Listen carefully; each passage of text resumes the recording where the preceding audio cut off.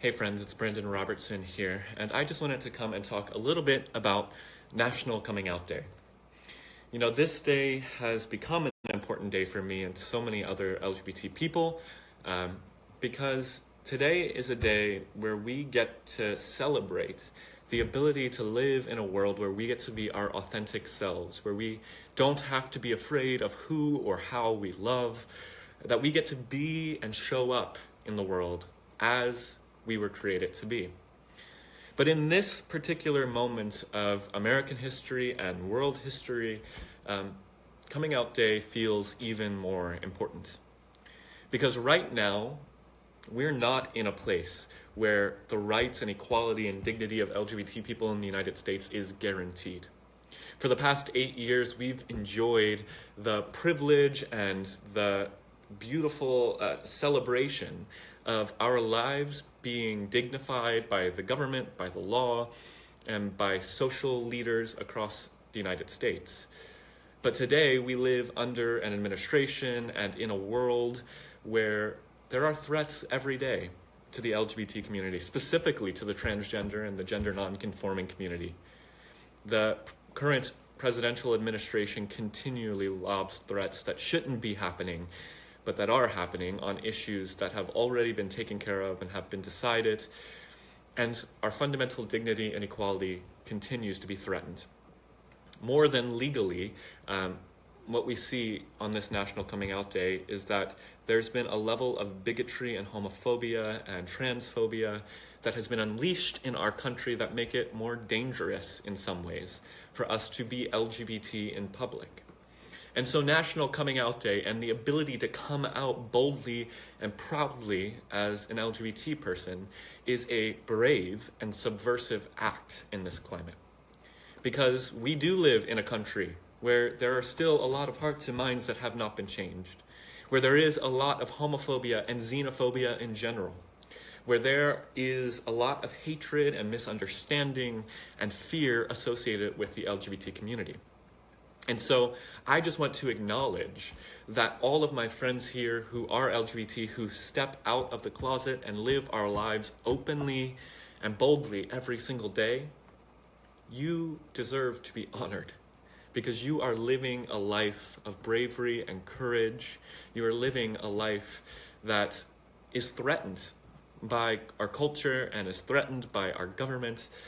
And together we are bearing witness to the beauty and the importance of LGBT people to our society, even if our society doesn't uniformly agree with that.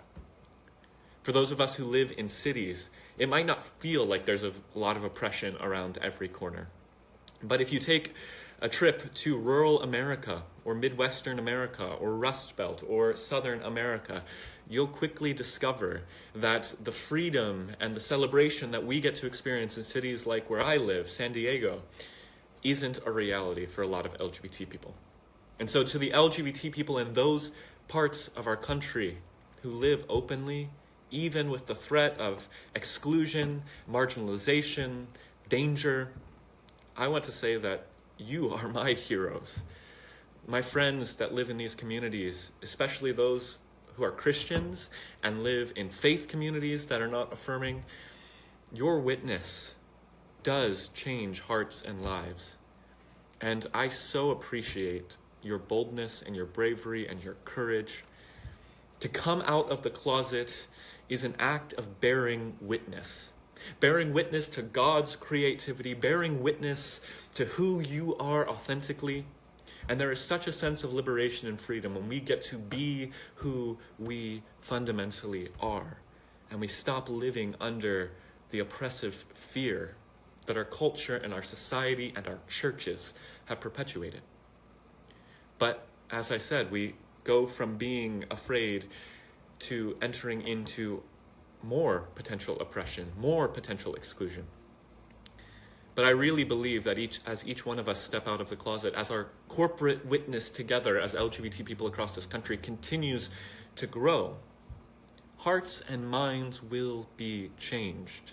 Legislation will be changed, and we will see a day coming in the not too distant future where we don't even have to talk about sexuality and gender identity anymore, where National Coming Out Day isn't a necessary celebration each year, because we have just created a society that values equality and dignity and love regardless of what genders that's between. So on this National Coming Out Day, I just want to commend every LGBT person, both in the church and across the country and around the world, who has stepped out of the closet, who has made the choice to be bold, brave, and courageous, and who has decided to live their witness. And to those who are still in the closet, I want to say, I understand you. I get the fear. I get what there is to be lost. And I want to encourage you that stepping out into your own truth is perhaps one of the most healing and liberating things you can do. And yet, if it's not safe, if you're not in an environment where you can be protected, if you have a very real possibility of being excluded in a way that puts you in bodily and physical harm, there's no pressure in this moment to step out. I don't think that's said quite often enough. But at the end of the day, I've been working in the midst of the LGBT community for about 4 or 5 years now. And I really do believe, as cliche as it sounds, that it gets better. When I came out just a few years ago, I thought my career as a Christian, as an author, as a pastor was over. And 4 or 5 years later, here I sit in my office. I'm a pastor of an LGBT inclusive Christian church. I write spirituality books and blogs as an openly LGBT person.